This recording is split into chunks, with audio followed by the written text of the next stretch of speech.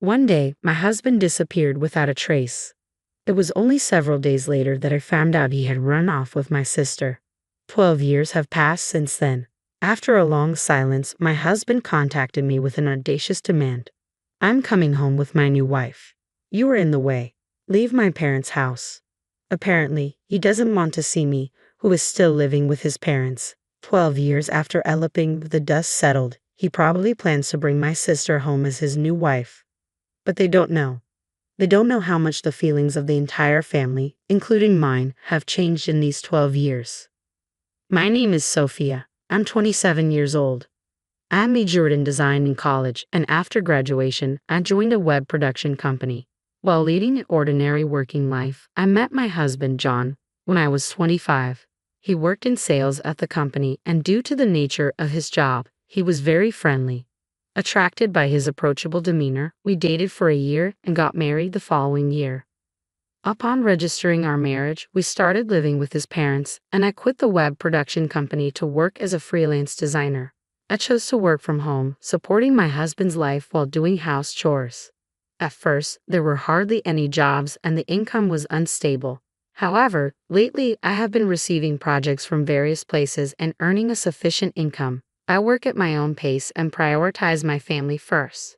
In the morning and evening, I eat with my husband and in-laws, and before going to bed, I enjoy some quality time with my husband. I was very satisfied with my current life. However, at some point, my once kind husband began to change little by little. The trigger was 2 months ago when my income surpassed my previous salary. I was so happy to reach my target that I was restless all day. I couldn't wait to tell my husband. I was sure he would be happy too. I rushed to the entrance as soon as my husband came home and told him the good news with a beaming face. John, guess what?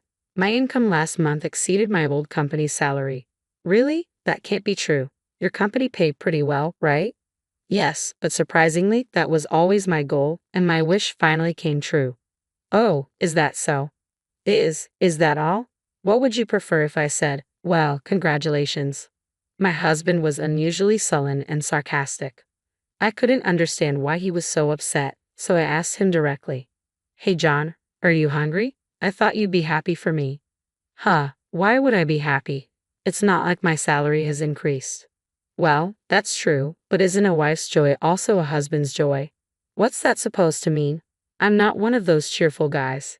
Don't lump me in with them. John. From that day on, his attitude became more and more indifferent. Our everyday conversations diminished, and it was always me who greeted him with good morning and good night. Even though we've only been married for a year, our marriage is far from a happy one. His parents, with whom we live, began to notice our strained relationship, but out of consideration, they said nothing. 2 months later, our relationship remained unchanged. Although we ate our meals at the same time, there was hardly any conversation. He would change the TV channel I was watching without a word and eat the food I bought without asking. If I objected, his response was always amplified, so I maintained my silence. One day, amidst those tense days, my mother-in-law started a conversation with an anxious look on her face as I was cleaning the house. Sophia, are you okay? Huh? What do you mean by okay? Oh, well, when you first got married, you used to go out with my son a lot, but lately there is none of that, right? Not only that, but it seems like there is hardly any conversation either. Well, that's true. It's strange, isn't it? You've only been married for a year. I forced a smile, not wanting to worry my mother-in-law. However, it seems she saw right through me. She looked straight at me with a serious expression. If you don't want to talk about it, I won't force you, but I'm worried about you. Lately, it seems like you're just putting on a brave face. Putting on a brave face. I'm not doing anything like that. Your father-in-law has noticed too. Both of us are worried that you are pushing yourself too hard. Mother-in-law, at the end of the day, I might be the one to blame for upsetting my husband over the issue of income. But on the other hand, I felt a bit lonely that he couldn't rejoice in my success. The fact that my in-laws noticed my struggle and showed concern made me so happy I almost cried. I decided to tell my mother-in-law the whole story. After hearing everything, my mother-in-law rubbed my back and spoke apologetically. I didn't know such a thing happened. I'm sorry. He is not good as a man if he can't honestly celebrate the hard work of someone he loves. It's my fault. I assumed without asking that John would be happy about my success. It's nothing for you to worry about, Sophia. But if we interfere, things might get more complicated. Complicated? I didn't mean to. That's why I think you two should have a proper discussion about this. Do you think you can do it? Yes, I'll be fine. Thank you for listening, mother-in-law. My mother-in-law gave me a warm smile and gently stroked my head. My in-laws treated me just like their own daughter, and they were my salvation from the bottom of my heart. Taking my mother-in-law's advice, I decided to have a proper talk with my husband. That night, after my in-laws had gone to bed, I waited for him to come home. But no matter how many hours passed, there was no sign of him. Normally, he would be home by 10 p.m. at the latest, but it was already past 11 p.m. Why is he so late? I wondered, growing more anxious with each passing minute. There was no reply to my messages either. Could something have happened? Worried, I called him several times, but there was no response, only the sound of the phone ringing. After worrying and waiting for an hour, it was past midnight when he finally came home. Welcome home, I greeted him, despite my concern. My husband heaved a big sigh and wore a displeased look on his face. What? Why are you still up at this hour? Why? I was thinking of having a proper talk with you, John. Talk about what? Ever since I brought up the topic of my salary, we've been like this, haven't we? I didn't think much of it then, but I might have hurt your pride, John. At that moment, a chill ran down my spine. My husband was glaring at me with a cold expression. I was so terrified that I couldn't find my voice. As if scorning my fear, he calmly threw out his words. There is nothing I want to discuss with you. Now, waiting up for me to come home is just creepy. Creepy? I just want to build a better relationship with you, John, as a couple. That's what's tiring. I'm seriously thinking I might have chosen the wrong person to marry. Don't say that.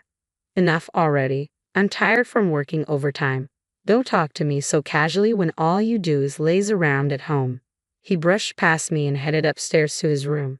Somehow, I couldn't move from the spot until the sound of him going up the stairs faded away. Why would he say such a thing? All I want is a normal married life. Even though my mother-in-law encouraged me to talk to him, nothing is resolved. Seeing his attitude, I don't have the courage to propose another talk to my husband. I felt as if everything about me was being denied, and it hurt. Even after 2 months, there was no conversation with my husband, and the days just passed uneventfully. Then one day, my husband disappeared. Looking around his room, I found it empty, devoid of his belongings. I suddenly felt something was off. Was John's room always this clean? My husband was not exactly known for his tidiness, but his room was unusually neat. There were hardly any clothes in the closet, and his suitcase was missing. That's when I finally realized he had left the house. I hurriedly tried to contact my in-laws, but I couldn't reach them. Maybe their phones were off. Just as I was panicking, not knowing what to do, I got a call from my younger sister, Isabella. Big sis, it's been a while. Isabella, sorry, I can't talk right now. Your husband, he's not there, is he? What? How do you know that? Because I'm with your husband right now. What are you talking about? At first, it really was a coincidence. I randomly met your husband at a bar. We had a drink together, and I heard things were not going well between you two. Isabella, don't tell me.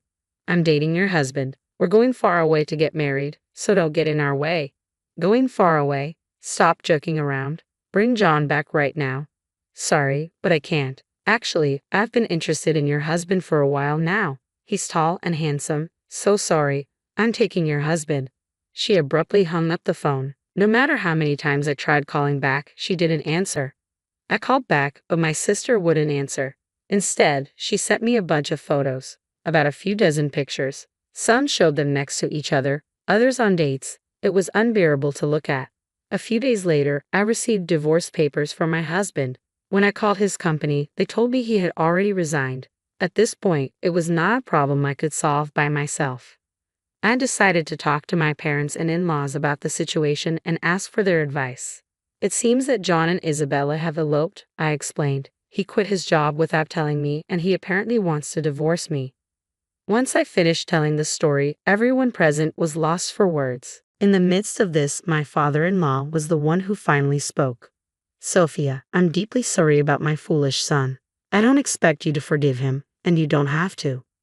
Father-in-law, I don't know how to say this, but I can't forgive Isabella either. To me, you were like a daughter, Sophia. I can't forgive them for hurting my precious daughter." At those words from my father-in-law, both my mother-in-law and my own parents nodded in agreement. It was at that moment that all of us changed our opinion of them by 100 degrees. Apparently, my in-laws had been considering moving due to the aging of their house. "We don't want to have anything to do with him anymore," they said. With this incident, they decided to move and keep their new location secret from their son. On the other hand, my parents decided to cut ties with my sister. Even if she were to come back, we would treat her as a stranger and never allow her in the house again. "Someone without morals who would steal her sister's husband is no longer our daughter," my father and mother declared. I decided to take this opportunity to move back to my parents' house. I demanded alimony from my husband and sister as a condition for submitting the divorce papers. "I'll pay that much if I can get the divorce," my husband responded. Shortly after, several million in alimony was swiftly transferred into my account. With that exchange, I completely cut ties with my husband and Isabella. It's been 12 years since the divorce, and a lot has happened since then. My in-laws bought an apartment, demolished their house, and sold the land. As a web designer, I've gained significant recognition, and my annual income is now incomparable to what it used to be. Thanks to that, I've been able to go on regular trips with my parents and live a fulfilling life. One day, while I was busy with work, my smartphone rang. Thinking it was a work-related call, I answered without checking the screen, but that one call brought back unpleasant memories. "It's been a while, Sophia. How have you been?" "John, I'm glad you still remember your ex-husband's voice." His tone was as condescending as ever. "What do you want? It's been 12 years since we divorced and now you contact me." He let out an unpleasant chuckle. "Well, you see you're in the way, so could you leave the house within 10 minutes? "Huh? What are you talking about? We're strapped for cash, so we're on our way over there. I'm bringing my wife home, so you need to leave my parents' house." It seems he still assumes that I'm living with his parents. After 12 years, he believes that enough time has passed for him and Isabella to be accepted.